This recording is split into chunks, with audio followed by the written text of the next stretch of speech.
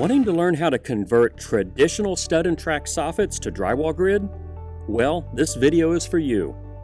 Prefabricating your soffit main runners off-site, then simply suspending them by wire on the job, will reduce man hours and save on material costs, while dramatically speeding up your project. Give the 20-minute soffit instructor 20 minutes, and you'll be amazed at the efficiencies you can achieve building all types of soffits. Let's first take a look at a two-step soffit, which of course could just as easily be a 3 or even 4-step soffit. We're going to walk you through several pre-construction jigs or templates where soffit main runners are bent to specification, then installed on the project. Here we have created a story pole on the edge of the jig table, which helps us to know where to mark and cut our main runners prior to bending. Here we are running 3 feet prior to cutting a V into the web of our main runner, then terminating with a 6-inch final upturn. We're going to clamp our main runner to our story pole, then mark the cut locations. A piece of 5/8-inch drywall works great as a jig table because it's readily available and has square factory corners that we will use later. Scribing the grid face at our cut locations helps ensure a clean, straight bend once we bend at the main runner.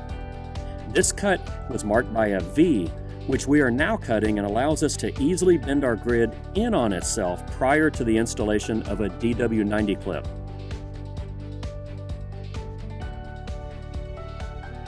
Our next cut is just a straight cut because we will be bending the grid away from itself and installing a DW90 clip. As the grid is laid flat on its side on the template or jig table, we will need to ensure the grid stays flat so it doesn't roll on us while we screw the clips on. Well, half of a main runner is 5/8 of an inch, so if we rest it on top of 5/8-inch drywall, it's guaranteed to lay flat while we screw our clips on. If we are bending around a factory edge of drywall, we can be assured that our bends will be spot on 90 degrees. DW90 clips are available in 250-piece buckets through your local Armstrong distributor. Overnight quantities of 50 are also available through our Fast Ship program, also through your local Armstrong distributor. When screwing anything to drywall grid, always use sharp point 7/16-inch framing screws, not self-tappers. We are now finishing up the final 6-inch upturn of our 2-step soffit main runner. If you are making these off-site, simply nest them together and shrink wrap the 100+ mains you've made, then take them out to your project.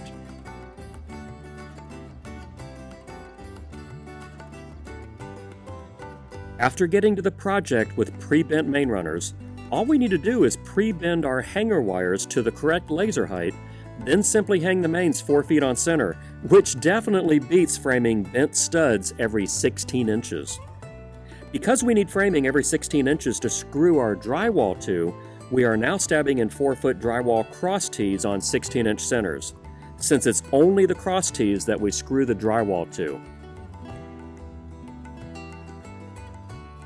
Next, we move over 4 feet and hang our next bent drywall main runner. Here, we are installing 16 running feet of this stepped drywall soffit. Using this prefab hang-by-wire method, we pumped out 16 running feet of soffit in just 20 minutes. When you consider traditional stud frame soffits typically only realize 50 running feet installed per man day, these production rates with drywall grid soffits will make you significantly more competitive on your next project.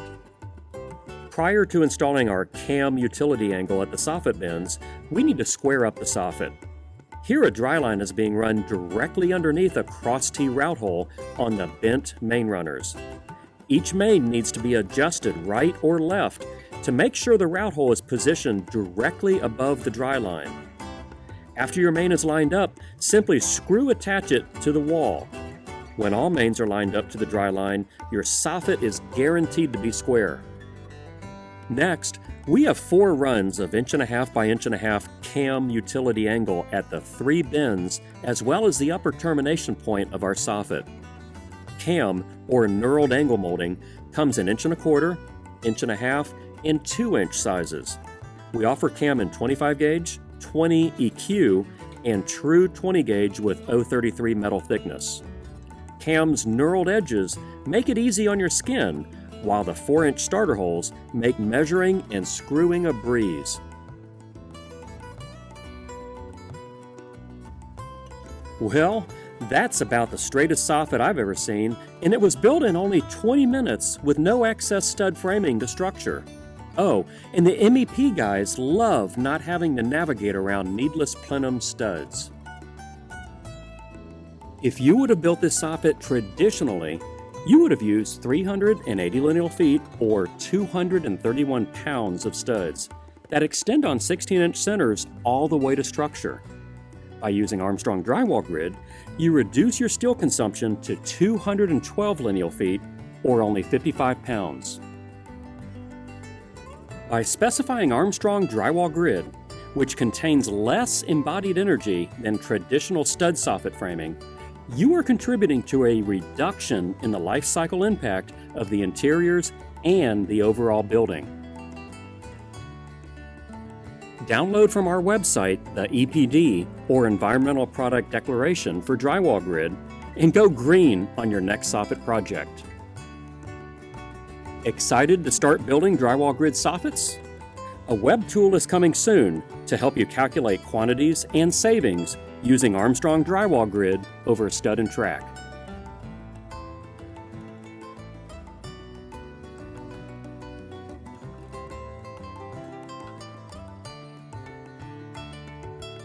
In our next example, we're going to build a perimeter soffit that houses a shade pocket with a horizontal run of 42 inches and a vertical run of 2 feet. That will likely transition into an acoustical ceiling. Our jig table for this build, we have constructed a little differently to give you another way to build your jig templates. On 3/4 inch plywood, we are cutting a slotted groove that the flange of your drywall grid will lie into as you form your soffit main runner. As on the previous build, we are aligning our full-size main runner alongside our story pole to mark our cut locations prior to bending the main runner. On this build, where the main runner bends in on itself, we are cutting to allow overlap of the main's web and bulb, which will be hammered flat on a jig table. Notice how half of the main runner fits nicely into the groove we have cut into the plywood. At the bends where the web and bulb overlaps, we are simply hammering those locations flat for easy installation of the DW90 clips.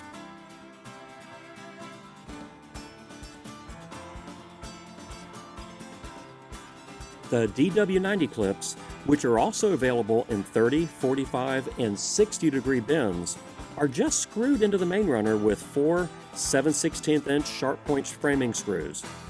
What if your soffit has an odd sized angle, like say 54 degrees?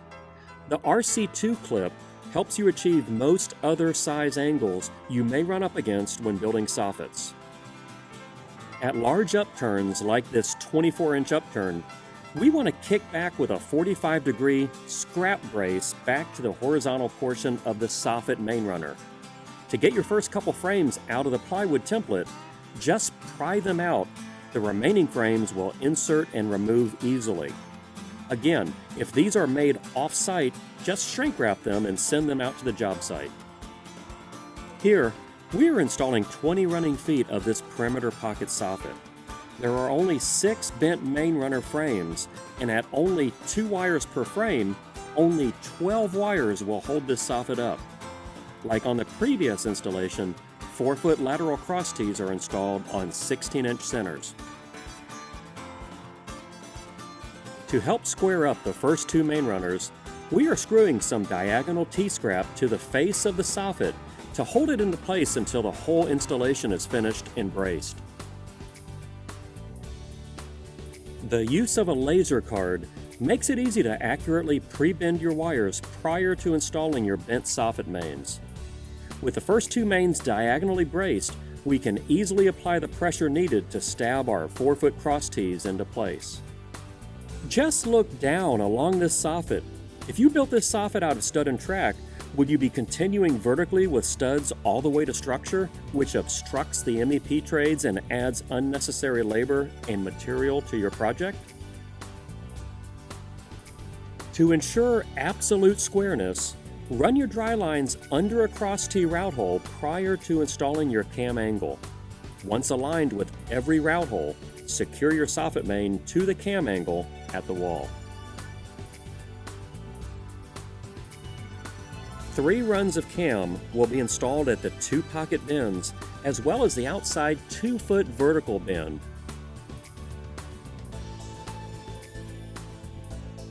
To backload and strengthen where your breakform pockets will screw attach inside the pocket, simply lay pre-cut 3/4 inch plywood into the grid, then screw attach to the drywall grid. Again, you can't match the squareness and simplicity of this structurally sound drywall grid soffit that we built in only 30 minutes. If you're installing breakform pockets that require this type of pre-framing, they just simply screw into your plywood backers that you just installed. Here's a recent seismic DEF perimeter soffit project. There's 10,000 running feet of this soffit with 2,500 4-foot on center braces to structure. With Armstrong shop drawings and independent local engineering, this soffit was redesigned to seismic DEF standards with 4-foot on center bent drywall mains and only 1,250 8-foot on center seismic braces to structure. This cut the brace quantity in half and saved 8,750 lineal feet of studs to structure.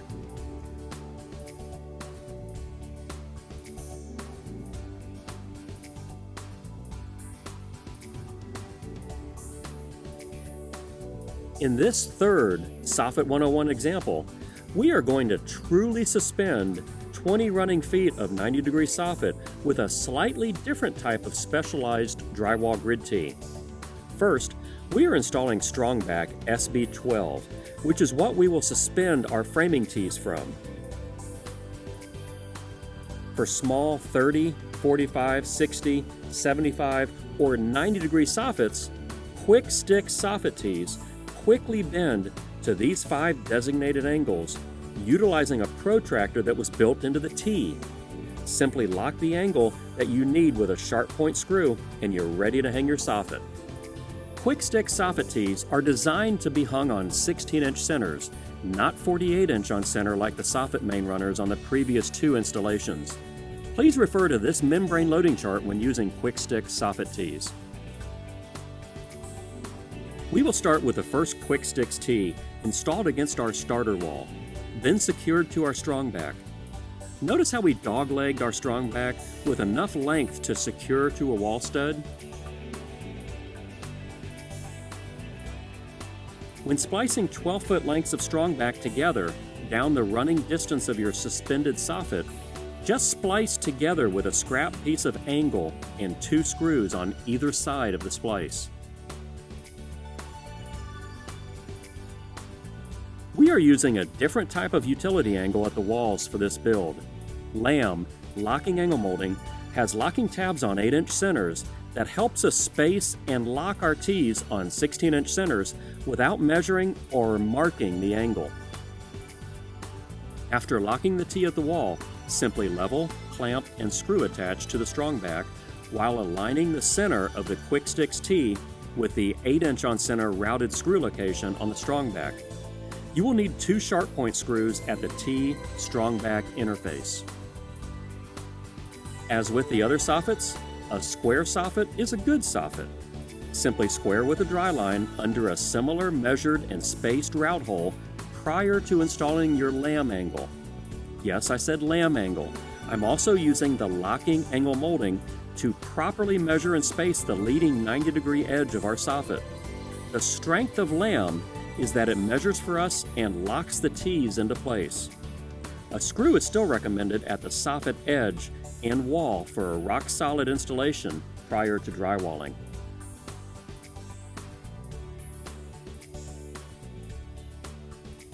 4-foot on center scrap T-bracing is still recommended to brace this suspended soffit for when the drywall is being installed.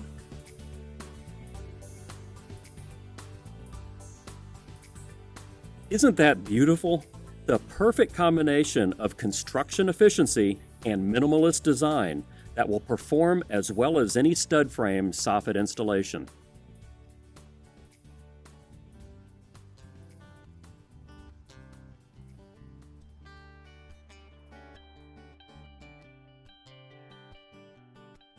Our 4th and 5th soffit installations will be a straight, then radiused light cove. We are continuing on with our jig table constructed out of OSB with clean, straight cutout lines to guide the layout of our light cove main tees. Our separate cove components have been pre-cut and are ready to quickly assemble on our template. We will first build 16 running feet of straight cove, then 16 running feet of curved light cove.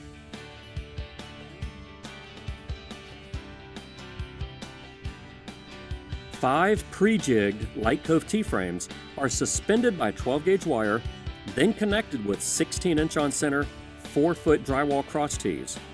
Once drywalled, the vertical backsplash of the light cove will be ready to tie into an acoustical ceiling with the attachment of acoustical wall angle to the backsplash. The light cove soffit will be guaranteed to be square after running our dry line again prior to installing our cam angle. Once secured, level, and square, perform the final tie-off to your main runners.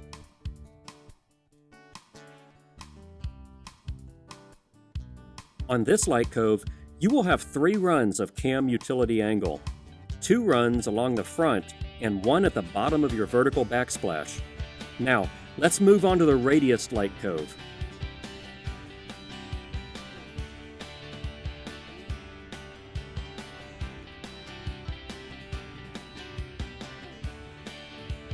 While today's projects not only have light coves, they tend to have a bunch of curved light coves.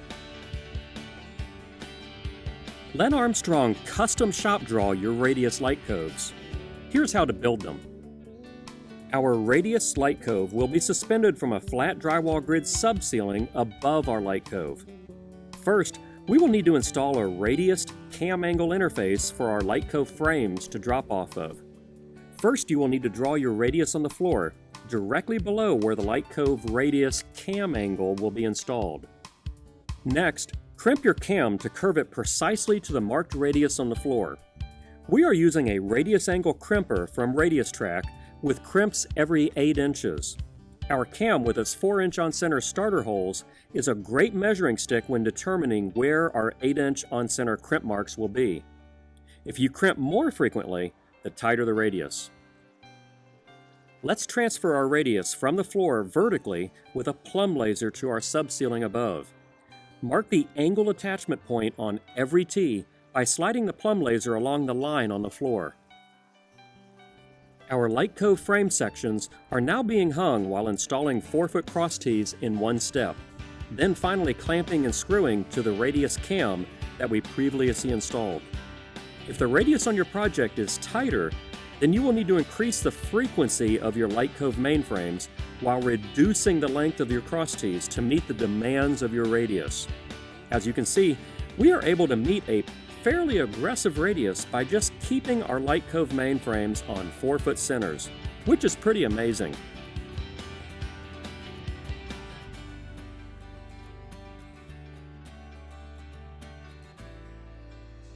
How about utilizing the same wires that are suspending your subceiling to suspend plumb wires to your light cove below? You can do that with a DDC or double drywall clip, available in buckets of 250 or quantities of 50 in our Fast Ship program.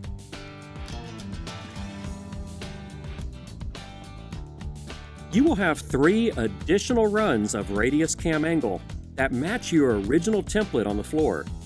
When you're crimping your cam angle to the marked radius on the floor, just make sure you crimp enough for 4 total runs, which includes the run that you originally attached to the subceiling. When attaching your cam at the base of your vertical backsplash, you will need to notch out with snips as needed so your cam mounts flush.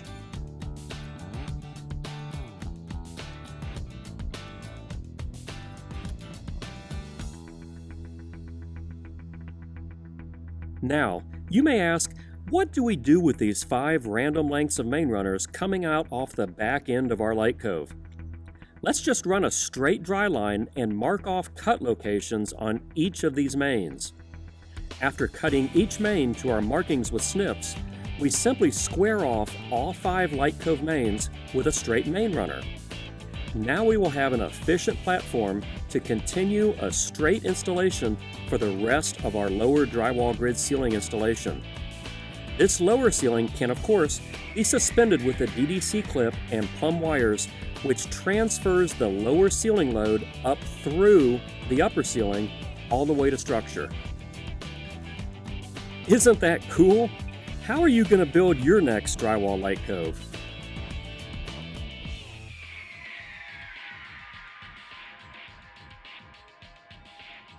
Before graduating from the 20-minute Soffit instructor, let's look at one last installation, a large bulkhead.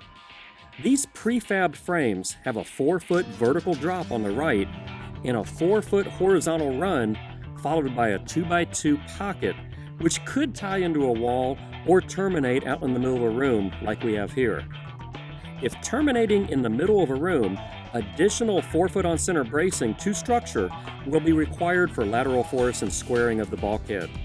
4-foot drywall cross tees connect these 4-foot on center bulkhead frames.